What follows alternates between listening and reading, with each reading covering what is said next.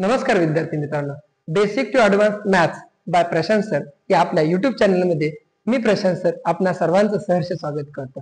सध्याचं युग हे स्पर्धेचं आहे आणि या स्पर्धेच्या युगामध्ये गणित हा विषय खूप महत्वाचा आहे. कोणती अशी परीक्षा नाही की ज्यामध्ये गणित हा विषय नाही. तर याच गणितामध्ये अगदी कमी वेळेमध्ये विद्यार्थी मित्रांनो आपल्याला गणिते सोडवू लागतात आणि त्यासाठी हव्या असतात काही युक्त्या, काही क्लुप्त्या, काही शॉर्ट ट्रिक्स. आणि ह्याच शॉर्ट ट्रिक्स विद्यार्थी मित्रांनो अगदी कमी सेकंदामध्ये कुठलाही या ठिकाणी गुणाकार न करता आपल्याला मी या ठिकाणी शिकवणार आहे. कोणत्याही संख्येला 11 ने गुणण्याची ही एक सोपी पद्धत.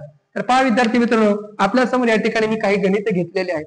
त्यामध्ये पहिलं गणित आहे 11 गुणिले 14. आता तुम्हाला 11 आणि 14 ला अजिबात गुणायचं नाही, पण उत्तर काढायचं आहे. पहा, सुरुवातीला ही जी संख्या आहे 14 त्यामधला एकक स्थानचा अंक या ठिकाणी कडेला लिहा आणि त्याच्यानंतर या 4 आणि 1 या दोन्ही अंकांची बेरीज करून 4च्या पाठीमागं या ठिकाणी लिहा, म्हणजे 4 आणि 1 5.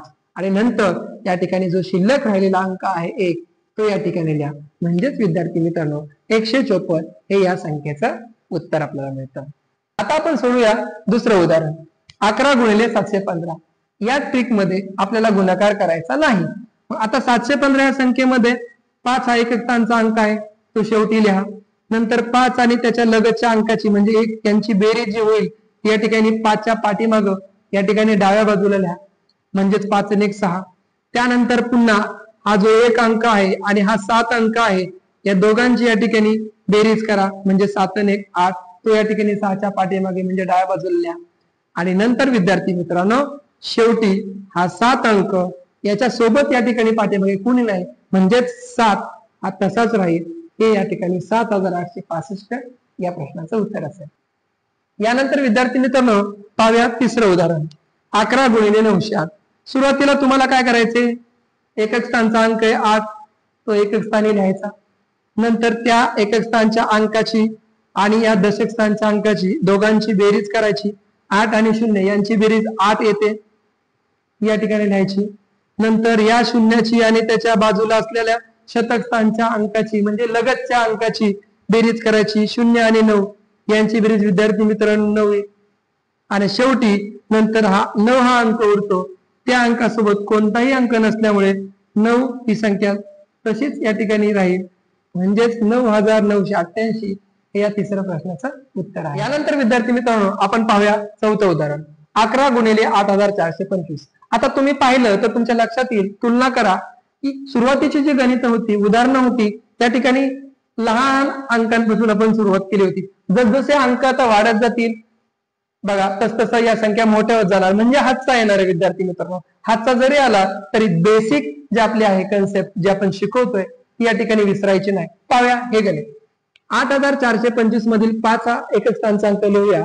नंतर 5 आणि 2 या दोन्ही लगतच्या अंकांची बेरीज या ठिकाणी 5च्या डाव्या बाजूला लिहूया. त्याचप्रमाणे अगदी 2 आणि 4 ची बेरीज देखील 7च्या डाव्या बाजूला लिहूया. आता नंतर पहा 4 आणि 8 या ठिकाणी या दोन्ही अंकांची बेरीज 12 म्हणजेच 2 अंकी संख्या येते. पण आपण ठरवलेलं आहे की आपल्याला फक्त एकक स्थानचाच अंक या ठिकाणी लिहायचा आहे, म्हणून आपण या ठिकाणी 2 लिहिणार. आणि जो 1 उरतोय तो 1 हे 8 मध्ये काय करायचं विद्यार्थी मित्रांनो आपल्याला मिळवायचा आहे. म्हणजेच 8 आणि 1 यांची बेरीज येते 9, म्हणजेच 92675 हे या चौथ्या उदाहरणाचं उत्तर मिळतं. तर विद्यार्थी मित्रांनो या ठिकाणी आपण 5वं उदाहरण पाहूया 11 गुणिले 99999. आता ही विद्यार्थी मित्रांनो 5 अंकी संख्या आहे. जसजसे संख्या पुढे पुढे जाईल तसं या ठिकाणी आता हातच्याची गणित येतील. विद्यार्थी मित्रांनो फक्त तुम्हाला हातचा विसरायचा नाही, हे एवढं लक्षात ठेवा. आता बेसिक प्रमाणे जर बघितलं तर 9 हा अंक शेवटचा एकक स्थानी लिहा. नंतर या ठिकाणी आपण अशा लगतच्या संख्यांची 2 लगतच्या संख्यांची बेरीज करणार आहेत आणि तो आलेला हातचा आहे तो त्यामध्ये मिळवणार आहे. म्हणून या ठिकाणी आता मी जोड्या या ठिकाणी अशा बनवून ठेवतो. सुरुवातीला तुम्हाला करायचंय 9 आणि 9 या दोन्ही अंकांची बेरीज. मग 9 आणि 9 या दोन्ही अंकांची बेरीज केल्यानंतर 18 येते. त्यातला 8 हा अंक या ठिकाणी आपण या ठिकाणी एकच स्थानी लिहिणार आहोत आणि हा 1 जो आहे तो या ठिकाणी हातच्या मध्ये या पुढच्या जोडीमध्ये जाईल. पुन्हा 9 आणि 9 यांची बेरीज 18 येईल, त्यात 1 मिळवा 19 होईल. पुन्हा या ठिकाणी विद्यार्थी मित्रांनो 9 हा फक्त एकक स्थानचा अंक लिहा आणि हा जो 1 अंक आहे तो पुढे या ठिकाणी हातच्या मध्ये जाईल. पुन्हा 9 आणि 9 18 आणि 1 19, पुन्हा 19 संख्या येणार आहे, म्हणजेच 9 राहणार आहे आणि 1 हा हातचा या ठिकाणी पुढे येणार आहे. परत 9 आणि 9 या दोन्ही अंकांची बेरीज 18 आणि त्यामध्ये 1 मिळवला 19 होईल आणि पुन्हा 9 या ठिकाणी लिहा आणि 1 या ठिकाणी हातचा आता शिल्लक राहतो. पण शेवटी विद्यार्थी मित्रांनो, शेवटचा जो अंक असतो डाव्या बाजूचा, त्या अंकामध्ये हा 1 आलेला हातचा मिळवायला विसरायचं नाही.